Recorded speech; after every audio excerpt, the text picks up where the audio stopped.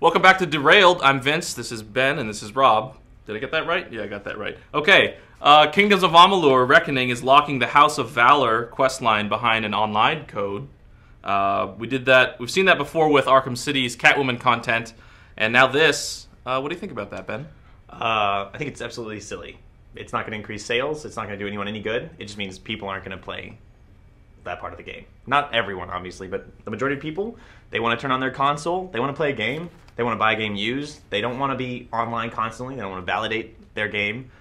They just want to play. They want to play locally. They want to play the game that they bought. They're not playing WoW. You know, they're not playing something online. They're playing a local disc game. So if the option is play what's on the disc, then do all this other work to play the more stuff, you're just not going to do that. Before I toss it to you, I think we should clarify that all new copies of the game are going to have this code, so it's sort of that form of anti-used game thing that we talked about a little bit last week. What do you think, Ben? I mean, Rob? I don't think it's necessarily a bad thing. First of all, the devs came out later and pointed out that this was all content that was developed specifically to be offered as DLC. It was not part of the game that was cut out of it. And if you're the kind of gamer who's not going to take the effort to get online with your console and put in the code to get this content, then you're probably not going to be torn up about missing a couple of quests anyway. This is going to be for the fans who want it. And you know, you posed this number of how many consoles are online. Yeah, I guess we should also mention that it's not going to be required to complete the story. It's going to be sort of ancillary stuff, just like Catwoman. But yeah, Gamasutra less than 6 months ago ran a story that less than 40% of US consoles are online, and in other countries that number is even lower.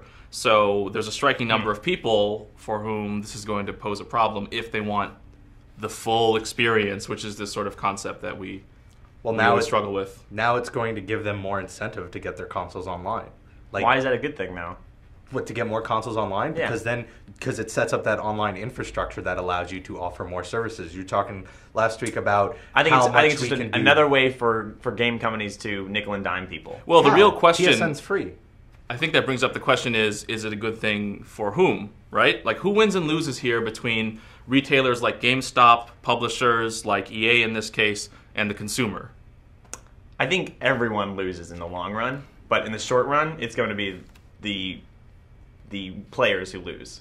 I think the only people who are losing in this situation is the very small minority of people who want to be online, but for some reason or another can't.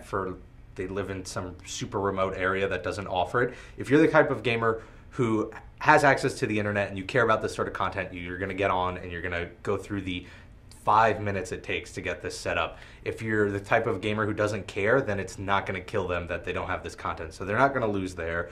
The companies certainly aren't going to lose out of this. So like nobody really loses except for a very small minority. They're going to lose when games become dependent upon this kind of like half of the game is now only accessible to first-time buyers or people who are willing to pay extra to be online.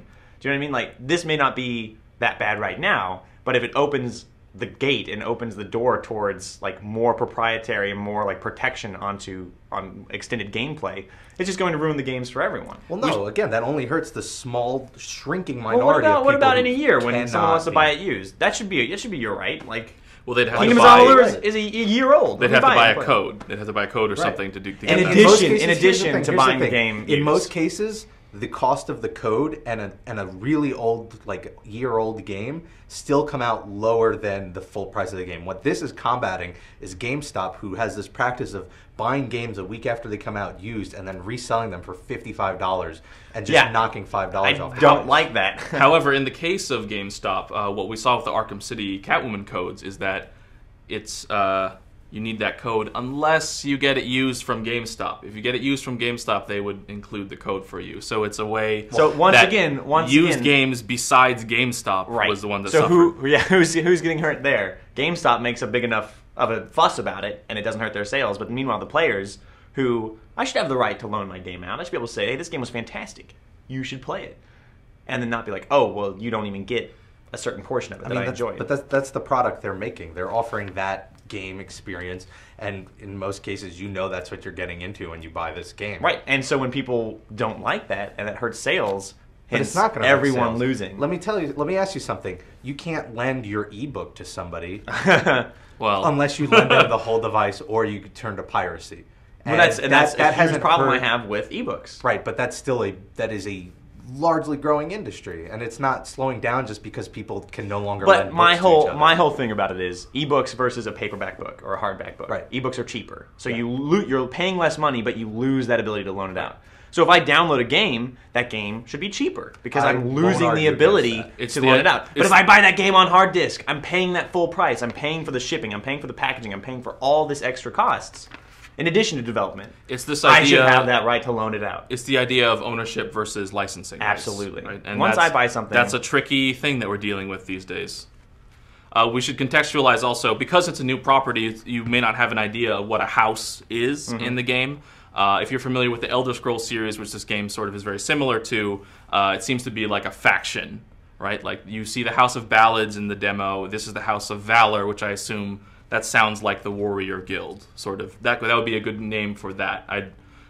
So it would be similar to if in Oblivion, say, the Thieves Guild were not in the game unless you bought it new.